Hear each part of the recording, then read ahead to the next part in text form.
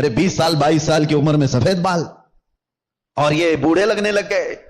ان کی زندگیاں 30 سال کو جاتے جاتے ریٹائرڈ ہو گئی، گھروں کے حالات خراب ہو گئے. کتنے ایسے ہیں. ارے جوانی کس کو کہا جاتا تھا پتہ ہے؟ حضور پاک صلی اللہ تعالی علیہ وسلم کی وہ حدیث بھی میں آپ کو سناؤں. قیامت کے قریب ایسے حالات ہوں گے کہ بچے جوان نظر آئیں گے اور جوان بوڑھے نظر آئیں گے. کیا آج نہیں معلوم آپ کو؟ بچوں کے اندر جو حرکتیں ہیں وہ جوانوں سے کی جیسی ہیں. 6 سال کے 7 سال کے بچے بالغ لوگوں کی باتیں کرتے ہیں، جوانی ابھی سے آئی ہوئی لگتی ہے، اور جوانوں کو دیکھو یہ سب ٹوٹے بکھرے ہوئے. ارے 20 سال 22 سال کی عمر میں سفید بال، اور یہ بوڑھے لگنے لگ گئے. ان کی زندگیاں 30 سال کو جاتے جاتے ریٹائرڈ ہو گئی، گھروں کے حالات خراب ہو گئے. کتنے ایسے ہیں. ارے جوانی کس کو کہا جاتا تھا پتہ ہے؟ 40 سال کے بعد جوانی شروع ہوتی، جس کو مضبوط جوانی کہا جاتا. آج 40 سال میں بوڑھا ہے آدمی، بوڑھا ہے. قیامت کے اتنے قریب ہم آ چکے. میرے آقا نے فرمایا تھا ایک دور آئے گا کہ جب بچے جوان نظر آئیں گے اور جوان بوڑھے لگنے لگیں. ان حالات کا باریکی سے آپ مطالعہ کرو میرے عزیزو. اب ہمیں تقریروں کے اعتبار سے کوئی ایک مقرر، ایک خطیب سمجھ کر کے ایک ٹرینڈ کے حساب سے مت لو. میرے پاس اب وہ فن بھی نہیں ہے، نہ میں اپنے الفاظ سے چمکا کر کے کسی کے اوپر دباؤ ڈالنے کے لیے تقریریں کرتا ہوں. نہیں، ایک درد نکلتا ہے آج امت کے لیے خاص طور پر. بہت جلدی وہ دن بھی آ جائے گا، شاید اعلان ہو جائے کہ ہم بھی مر گئے، دنیا سے نکل گئے. جتنے دن ہمارے باقی رہ گئے، کبھی یہ خیال آتا ہے کہ بارگاہ مصطفیٰ صلی اللہ علیہ وسلم میں جانا تو طے ہے، مرنے کے بعد قبر میں منہ دکھانا تو طے ہے. اگر وہ نبی پاک صلی اللہ تعالی علیہ وسلم ہم سے پوچھیں کیا تو اس جگہ سے آ رہا ہے جہاں سے صبح سے شام تک مجھ کو گالیاں دی جاتی تھی؟ کیا تو اسی محلے سے آ رہا ہے جہاں لوگ ماں اور بیٹیوں کی عزت بھول چکے تھے؟ زنا اتنا عام ہو چکا تھا کہ جانور بھی اس طرح کا جوڑا نہیں کھاتے. گھر گھر آج محفوظ نہیں ہے. لوگ بیٹھ رہے ہیں آج ہمارے پاس آ کر کے حیرت ہوتی ہے کہ زنا کے معاملات کو حل کرنے کے لیے بیٹھتے ہیں تو رونگٹے کھڑے ہوتے ہیں، کلیجہ منہ کو آتا ہے. باپ بیٹی کو لے کر بیٹھا ہے، دوسرا باپ بیٹے کو لے کر کے بیٹھا ہے. کن معاملات پر آپ بات کر رہے ہو؟ ایک بار میرے آقا صلی اللہ علیہ وسلم کے پاس ایک صحابی آئے تھے، ماعز اسلمی، کہا آقا مجھ سے خطا ہو گئی ہے، مجھ سے غلطی ہو گئی ہے. حضور نے پوچھا ہوا کیا ہے؟ کہا بتا نہیں سکتا، بہت تکلیف کی بات ہے. حضور نے فرمایا بتاؤ تو تمہارا علاج کیا جا سکے.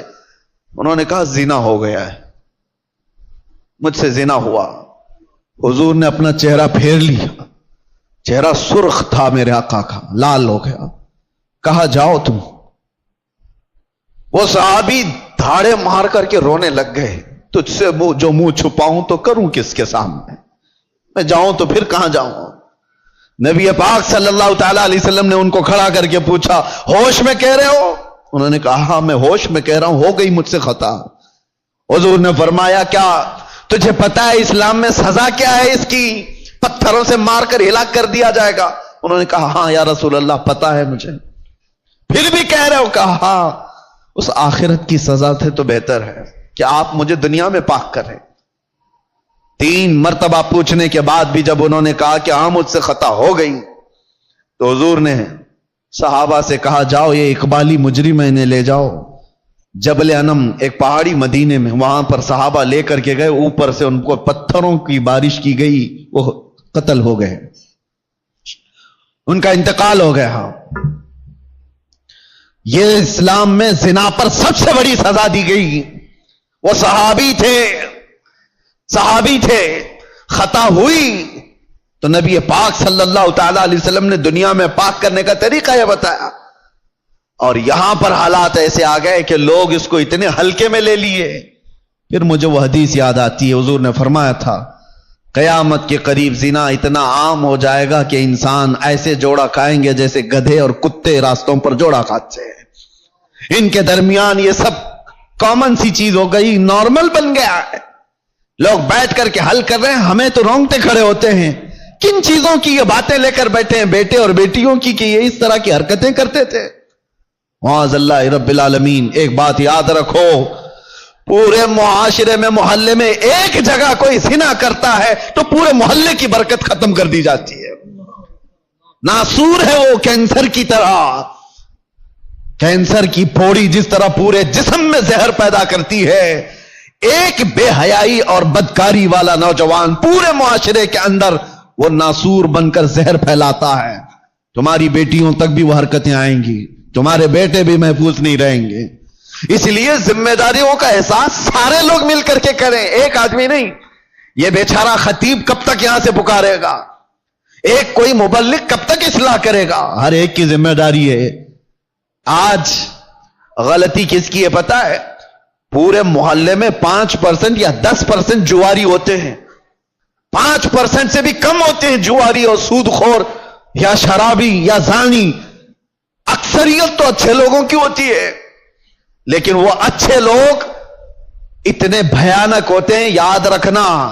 इन 5 को जिन्होंने खुली छूट दी थी, ये 95 लोगों की भी वही सजा होगी जो उस जुआरी की सजा होगी, क्योंकि माशरे को बर्बाद करने में उन 5 लोगों का हाथ कम था, खामोश रहने वालों का हाथ ज्यादा था। ये सपोर्टर थे, गुनाह देख करके हंसते हुए चले जाते थे, मेरे घर में थोड़ी ना हो रहा है, फलां का बच्चा बिगड़ा हुआ है, मैं तो संभाल लूंगा अपना घर। मियां आग लगी है, तुम क्या संभाल लोगे? तुम्हारे भी घर के दरवाजे लकड़ी के हैं, तुम्हारे भी घर की खिड़कियां लकड़ी की हैं। वो आग के शोले जब निकल करके आएंगे तुम्हारे दरवाजे भी जलाएंगे। यही हाल है आज हमारे घरों में। तुम्हारी बेटियां भी हैं या नहीं? तुम्हारे अपने बेटे हैं या नहीं? दूसरे का बेटा बिगड़ गया, दूसरे की बेटी बिगड़ गई, तो आप हंसकर तमाशा देख रहे हो कि फला नशा कर रहा है। पहले हाल ये थे कि हमारी जमात के लोग कहीं बैठे होते थे तो आवारा लोग उनके सामने से गुजरने में भी डरते थे, गुजरने में उन्हें डर लगता था कि बड़े लोग बैठे हुए हैं। आज वो वकार खत्म क्यों होता गया? अपनी जिम्मेदारी का एहसास जब बंदा खत्म कर लेता है, तो इकबाल ने बहुत पहले कहा था, कुव्वते फिक्रो अमल पहले फना हो जाती है, तब किसी कौम की शौकत पे सवाल आता है। सोचने समझने की सलाहियत पहले ये खत्म हो जाती है, तब जाकर के कौम के अंदर बदकारियां फैल जाती हैं, ये ज़बू हाली का शिकार होती है। आज कौम के अंदर जो मामलात है, हम गिरे हुए इसलिए हैं कि हम अपनी जिम्मेदारियां नहीं संभालना चाहते। अब जाहिर सी बात है, एक आदमी बोलेगा तो इसको पकड़ करके ले जाएंगे, बंद कर देंगे, दूसरा उठेगा उसको पकड़कर बंद करेंगे, और सारे लोग तमाशा देखते रहेंगे। ये सोचेंगे नहीं, ये नहीं करना है, बोलना नहीं है। मैं समझता हूं इस तरह की बुज़दिली से तुम कितने साल जी सकते हो, चुप चुप रह करके, बुराइयों के बारे में नहीं बोलोगे, कंप्रोमाइज करके जियोगे, कब तक रहोगे? मौत तो आनी है, तो जब मरना ही है तो गीदड़ की 100 साला जिंदगी से शेर की 1 दिन की जिंदगी बेहतर है। हक बात करो, लोगों की इस्लाह करो और दुनिया से इज्जत के साथ जाओ। और एक बात, ऐ नौजवानों, दुनिया के तमाम मामलात में 100 साल की जिंदगी में वो इज्जत नहीं पाओगे जो दामन मुस्तफा में 1 मिनट में इज्जत मिल जाती है।